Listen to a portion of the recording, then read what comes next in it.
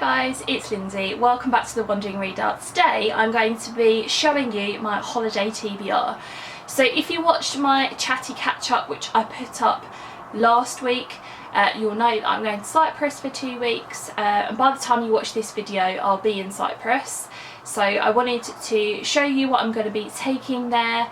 I've picked out quite a few books, but then again, Stefan and I never take as much as, you know, like they give you like a kilogram allowance. So this time we've got 20 kilograms, and then like if we've been to New York in the past and stuff, you get 23, or Florida I think it was.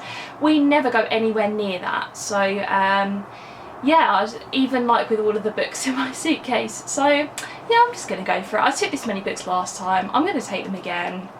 I'm not worried. So I'm going to show you all of the books that I'm going to take. Yeah, so let's jump into it.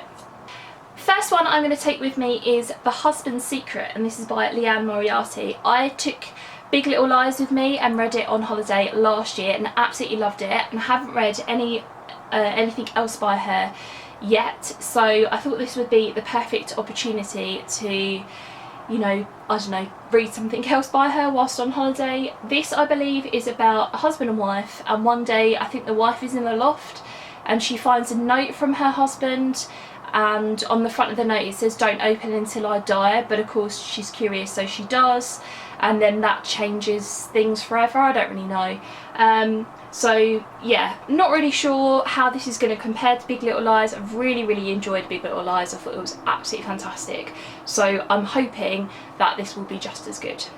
Then a book that I haven't hauled yet, but it's a non-fiction book, and this is Educated by Tara Westover.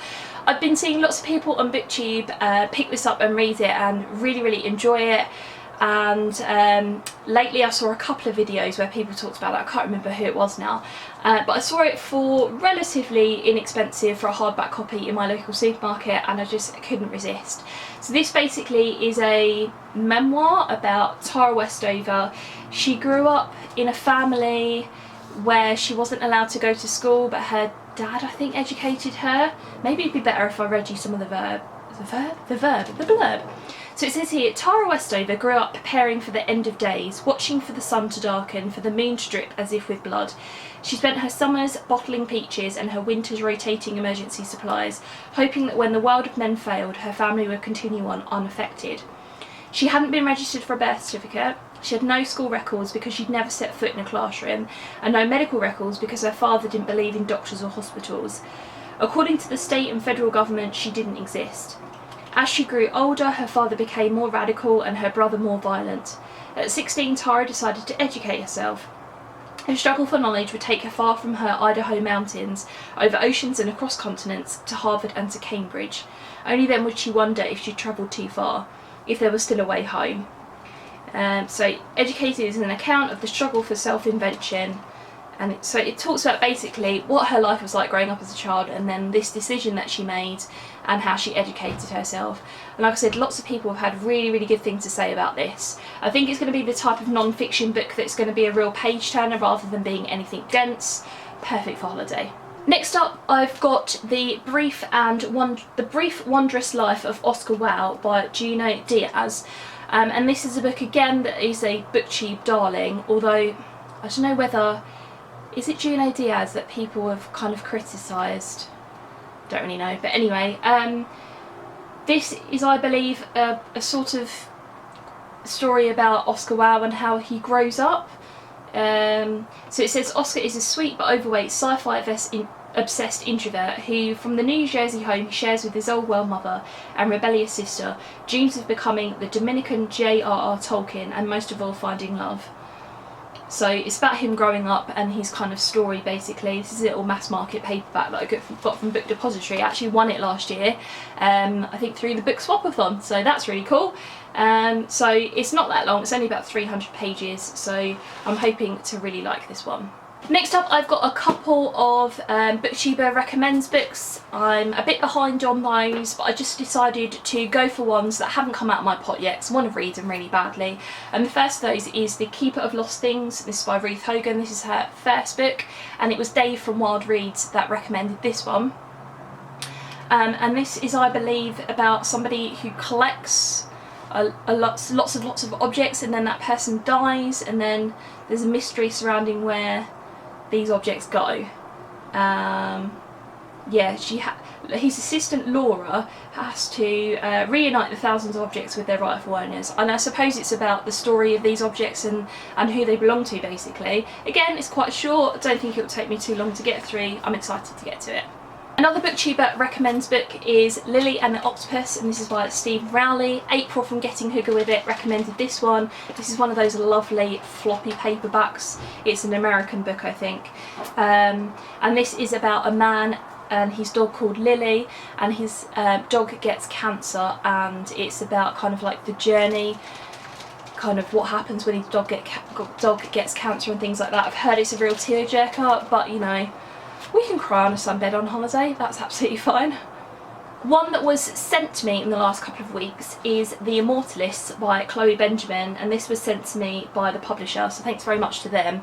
This is a book that I had on one of my new Book Buzz videos. I think it was at the beginning of this year, and this is basically a story about 4 children who go to this fortune teller, or is it like a psychic, or is it a travelling psychic. So they go to a travelling psychic, and this psychic tells them when they're going to die, and then you kind of jump forward and excuse me, and you learn what happens to each of the 4 children, I think. Russell has had really good things to say about this, so yeah, I'm looking forward to finally having the opportunity to read it. I've got a couple of crime orientated books here. The first is Pretty Girls by Karen Slaughter. I've had this on a TBR from earlier in the year, and I just think it's time. I just need to read a Karen Slaughter book. She's got another one that's coming out, I think, in September.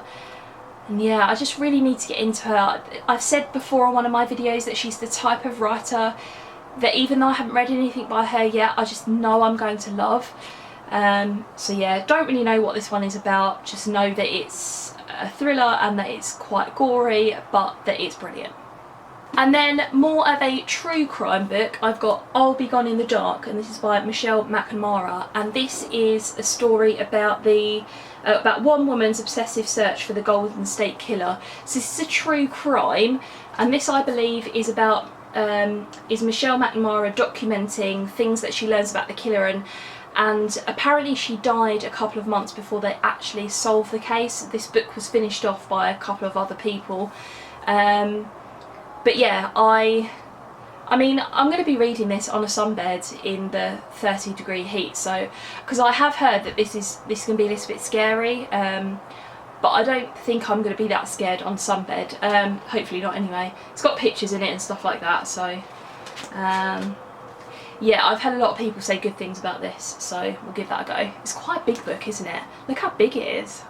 And then lastly, I thought I'd take a couple of library books with me. Firstly is White Chrysanthemum by Mary Lynn Bratt, I don't know. And this is a story about 2 sisters who live in South Korea, I think it is.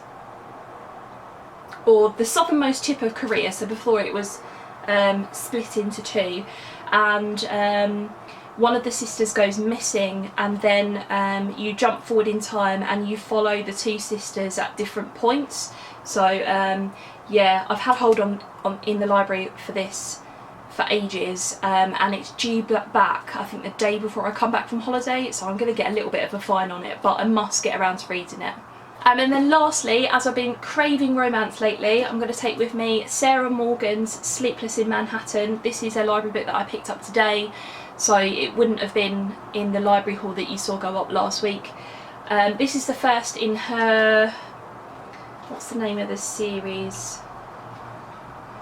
I don't know, I think it's called the Manhattan series or something like that. There are 5 books in this series, and I just think it's about a romance in New York, basically. I like books set in New York, I like romances. I've never read any Sarah Morgan before, so yeah, we'll give her a go. So that was 10 books, I think. That's a lot of reading material, and I tried to pick things out as well that I think that Stefan might also enjoy. He is taking obviously some books with him as well, but he tends to do this thing where he doesn't take enough, so he berates me for the amount of books that I take, and then he'll get there get through all of the books that he's brought with him and then have nothing to read. So yeah, hopefully there are a couple in there that he might enjoy as well. We'll see. But yeah, and he'll obviously take a load of fantasy stuff. He's got these really chunky Robert Jordan ones that he's going to be taking with him and stuff like that. So yeah, we'll see. But yeah, so I'd love to have a chat with you in the comments below. Have you read any of these? What did you think of them? Thanks very much for watching, and I'll see you in my next video. Bye.